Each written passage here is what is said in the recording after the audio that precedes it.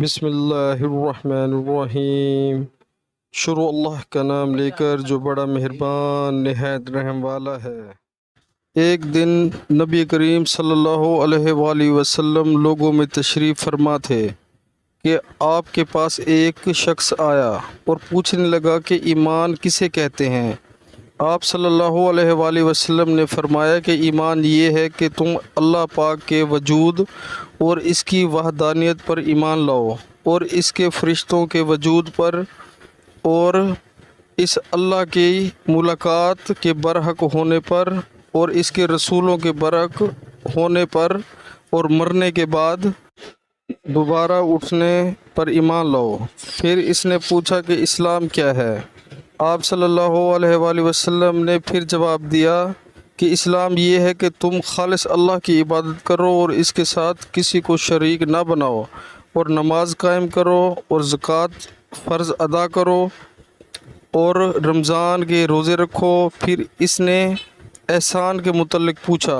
آپ صلی اللہ علیہ وآلہ وسلم نے فرمایا، احسان یہ ہے کہ تم اللہ کی عبادت اس طرح کرو گویا تم اسے دیکھ رہے ہو۔ اگر یہ درجہ نہ حاصل ہو تو پھر یہ تو سمجھو کہ وہ تم کو دیکھ رہا ہے۔ پھر اس نے پوچھا کہ قیامت کب آئے گی؟ آپ صلی اللہ علیہ وآلہ وسلم نے فرمایا کہ اس کے بارے میں جواب دینے والا پوچھنے والے سے کچھ زیادہ نہیں جانتا، البتہ میں تمہیں اس کی نشانیاں بتا سکتا ہوں۔ وہ یہ ہیں کہ جب لونڈی اپنے آقا کو چنے گی، اور جب سیاہ اونٹوں کے چرانے والے دیہاتی لوگ ترقی کرتے کرتے مکانات کی تعمیر میں ایک دوسرے سے بازی لے جانے کی کوشش کریں گے۔ یاد رکھو، قیامت کا علم ان 5 چیزوں میں ہے جن کو اللہ کے سوا کوئی نہیں جانتا۔ پھر آپ نے یہ آیت پڑھی کہ اللہ ہی کو قیامت کا علم ہے کہ وہ کب ہوگی، آخر آیت تک۔ پھر وہ پوچھنے والا پیٹ پھیر کر جانے لگا۔ آپ صلی اللہ علیہ وآلہ وسلم نے فرمایا کہ اسے واپس بلا کر لاؤ۔ لوگ دوڑ پڑے مگر وہ کہیں نظر نہیں آیا۔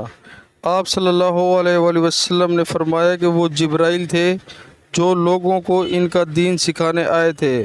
ابو عبداللہ امام بخاری رحمۃ اللہ فرماتے ہیں کہ نبی کریم صلی اللہ علیہ وآلہ وسلم نے ان تمام باتوں کو ایمان ہی قرار دیا ہے۔